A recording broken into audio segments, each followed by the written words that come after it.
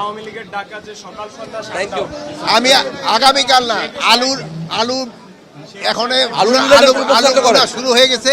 আরেকটা আপনারা এবারে এনশিওর করবেন যে নেদারল্যান্ড থেকে যে আলুর বাক্সগুলি আসতেছে ওই বাক্সগুলির মধ্যে দাম থাকে। স্যার, একটা বিষয় যে একদিকে আমরা আলু নিয়ে তো আপনি কথা বললেন, কিন্তু এর মধ্যে দেশে নির্বাচনের শিডিউল ঘোষণা করা হয়ে গেছে।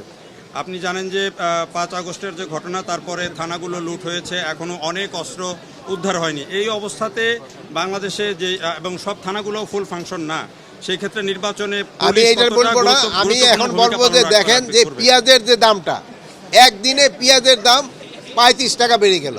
এটা কিভাবে সম্ভব? এটা এই যে ধরেন যে মোবাইলের যুগে এই কার সাথে কিন্তু পেঁয়াজের দাম বেড়ে গেছে। আরএফএল গিজার মানে চটজলদি পানি গরম, বিদ্যুৎ বিল 20% কম। আরএফএল গিজার, উষ্ণ পানির পরশ। আপনারা আজকে এখানে দেখলেন যে আলু উৎসব, আমাদের যে কোল্ড স্টোর অ্যাসোসিয়েশন তাদের উদ্যোগেই এটা হয়েছে। এটা একটা খুবই ভালো উদ্যোগ। এই উদ্যোগটার সাফল্য আমি কামনা করি এবং আমি আশা করব তারা প্রতি বছর এই উদ্যোগটা যেন নেয়। আপনারা জানেন এই বছর কিন্তু আলুর উৎপাদন অনেক বেশি হওয়ায় কৃষকরা কিন্তু এটার দাম পায় নাই। এখন পর্যন্ত অনেক আলু রয়ে গেছে, বাট তারপরে একটা সুখবর হলো যে নতুন আলুটা আসতে একটু দেরি হচ্ছে। এই জন্য হয়তো আমাদের পুরনো আলুটা কোল্ড স্টোর থেকে বের হয়ে এবং পাবলিক পুরাটা কনজিউম করতে পারবে।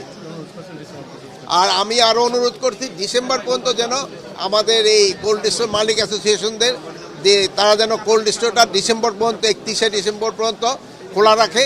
এবং এতে যদিও কোল্ড স্টোরের মালিকদের কিছুটা ক্ষতির সম্মুখীন হতে হবে, মানে ওভারঅল ক্ষতি হবে না, বাট ওই 1 মাস রাখলে একটু ইলেকট্রিসিটি বিল বেশি দিতে হবে। কিন্তু ভাইরা তারা রাজি হয়েছে, এতে হয়তো কৃষকরা কিছুটা লাভবান হবে।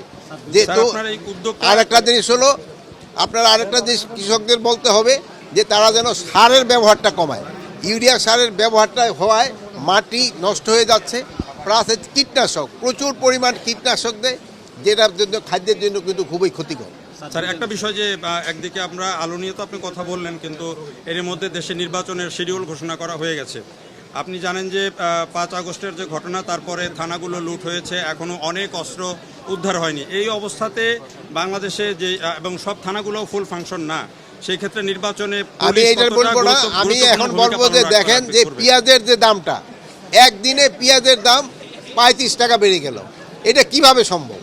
এটা এই যে ধরেন যে মোবাইলের যুগে এই কার সাথে কিন্তু পেঁয়াজের দাম বেড়ে গেছে। এই জন্য আমাদের এবার হয়তো পেঁয়াজ অত আমদানি করার প্রয়োজনও হতো না। কৃষকরা কিন্তু একটা ভালো পেঁয়াজ উৎপাদন করছে, তারপরে আমাদের আমদানির অনুমতি দেওয়া হচ্ছে। আপনারা এইগুলির দিকে খেয়াল রাখতে হবে।